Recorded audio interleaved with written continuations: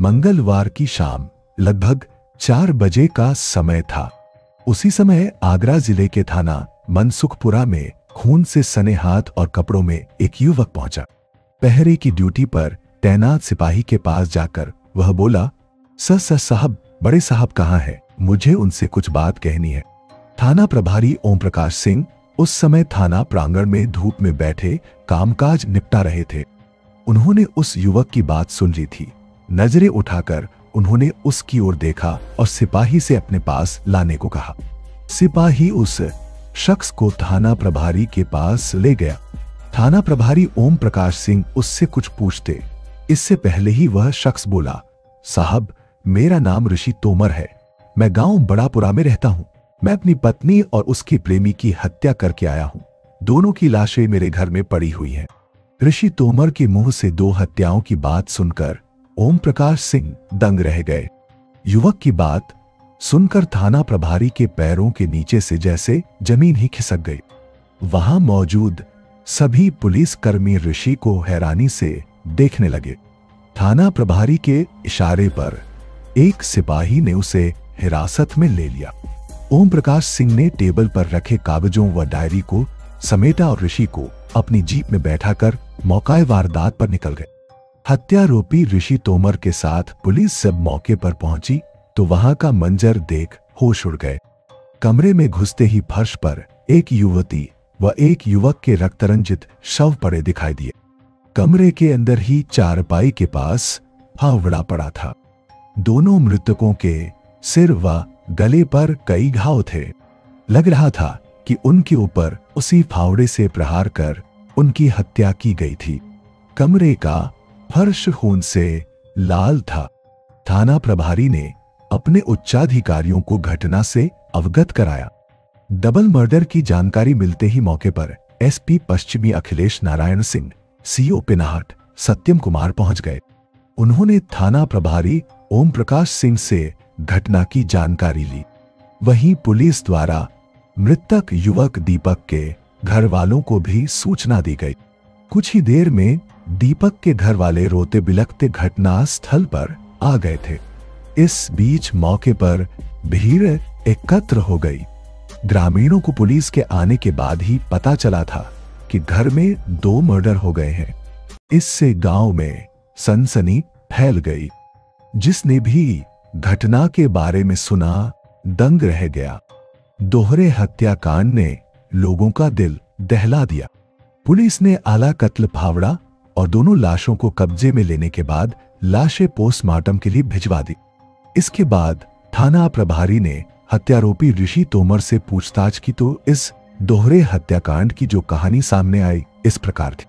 उत्तर प्रदेश के जिला आगरा के थाना मनसुखपुरा के गांव बड़ापुरा के रहने वाले ऋषि तोमर की शादी लक्ष्मी से हुई थी। लक्ष्मी से शादी करके ऋषि तो खुश था, लेकिन लक्ष्मी उससे खुश नहीं थी, क्योंकि ऋषि उसकी चाहत के अनुरूप नहीं था। ऋषि मेहनती तो था, लेकिन उसमें कमी यह थी कि वह सीधा सादा युवक था। वह ज्यादा पढ़ा लिखा भी नहीं था। बड़ापुरा में कोई अच्छा काम न मिलने पर वह दिल्ली जाकर नौकरी करने लगा। करीब 2 साल पहले की बात है। ससुराल में ही लक्ष्मी की मुलाकात यहीं के रहने वाले दीपक से हो गई। दोनों की नजरें मिली तो उन्होंने एक दूसरे के दिलों में जगह बना ली। पहली ही नजर में खूबसूरत लक्ष्मी पर दीपक मर मिटा था, तो गबरू जवान दीपक को देखकर लक्ष्मी भी बेचैन हो उठी थी। एक दूसरे को पाने की चाहत में उनके मन में हिलोरे उठने लगी, पर भीड़ के चलते वे आपस में कोई बात नहीं कर सके थे। लेकिन आंखों में झांक कर वे एक दूसरे के दिल की बातें जरूर जान गए। बाजार में मुलाकातों का सिलसिला चलने लगा। मौका मिलने पर वे बात भी करने लगे। दीपक लक्ष्मी के पति ऋषि से स्मार्ट भी था और तेज तर्रार भी। बलिष्ठ शरीर का दीपक बातें भी मजेदार करता था। भले ही लक्ष्मी के 3 बच्चे हो गए थे, लेकिन शुरू से ही उसके मन में पति के प्रति कोई भावनात्मक लगाव पैदा नहीं हुआ था। लक्ष्मी दीपक को चाहने लगी थी। दीपक हर हाल में उसे पाना चाहता था। लक्ष्मी ने दीपक को बता दिया था कि उसका पति दिल्ली में नौकरी करता है और वह बड़ापुरा में अपनी बेटी के साथ अकेली रहती है, जबकि उसके 2 बच्चे अपने दादा दादी के पास रहते थे। मौका मिलने पर लक्ष्मी ने एक दिन दीपक को फोन कर अपने गांव बुला लिया। वहां पहुंचकर इधर उधर की बातों और हंसी मजाक के बीच दीपक ने लक्ष्मी का हाथ अपने हाथ में ले लिया। लक्ष्मी ने इसका विरोध नहीं किया। दीपक के हाथों का स्पर्श कुछ अलग था। लक्ष्मी का हाथ अपने हाथ में लेकर दीपक सुध-बुध खोकर एकटक उसके चेहरे पर निगाहें टिकाए रहा। फिर लक्ष्मी भी सीमाएं लांघने लगी। इसके बाद दोनों ने मर्यादा की दीवार तोड़ डाली। एक बार हसरतें पूरी होने के बाद उनकी हिम्मत बढ़ गई। अब दीपक को जब भी मौका मिलता उसके घर पहुंच जाता था। ऋषि के दिल्ली जाते ही लक्ष्मी उसे बुला लेती, फिर दोनों ऐश करते। अवैध संबंधों का यह सिलसिला करीब 2 सालों तक ऐसे ही चलता रहा, लेकिन उनका यह खेल ज्यादा दिनों तक लोगों की नजरों से छिप नहीं सका। किसी तरह पड़ोसियों को लक्ष्मी और दीपक के अवैध संबंधों की भनक लग गई। ऋषि के परिचितों ने कई बार उसे उसकी पत्नी और दीपक के संबंधों की बात बताई, लेकिन वह इतना सीधा साधा था कि उसने परिचितों की बातों पर ध्यान नहीं दिया, क्योंकि उसे अपनी पत्नी पर पूरा विश्वास था। जबकि सच्चाई यह थी कि लक्ष्मी पति की आंखों में धूल झोंक कर हसरतें पूरी कर रही थी। 4 फरवरी 2019 को ऋषि जब दिल्ली से अपने गांव आया तो उसने अपनी पत्नी और दीपक को लेकर लोगों से तरह की बातें सुनी। अब ऋषि का धैर्य जवाब देने लगा। अब उससे पत्नी की बेवफाई और बेहयाई बिल्कुल बर्दाश्त नहीं हो रही थी। उसने तय कर लिया कि वह पत्नी की सच्चाई का पता लगाकर रहेगा। ऋषि के दिल्ली जाने के बाद उसकी बड़ी बेटी अपनी मां लक्ष्मी के साथ रहती थी और एक बेटा और एक बेटी दादा दादी के पास गांव राजाखेड़ा, जिला धौलपुर, राजस्थान में रहते थे। ऋषि के दिमाग में पत्नी के चरित्र को लेकर शक पूरी तरह बैठ गया था। वह इस बारे में लक्ष्मी से पूछता तो घर में क्लेश हो जाता था। पत्नी हर बार उसकी कसम खाकर यह भरोसा दिला देती थी कि वह गलत नहीं है, बल्कि लोग उसे बेवजह बदनाम कर रहे हैं।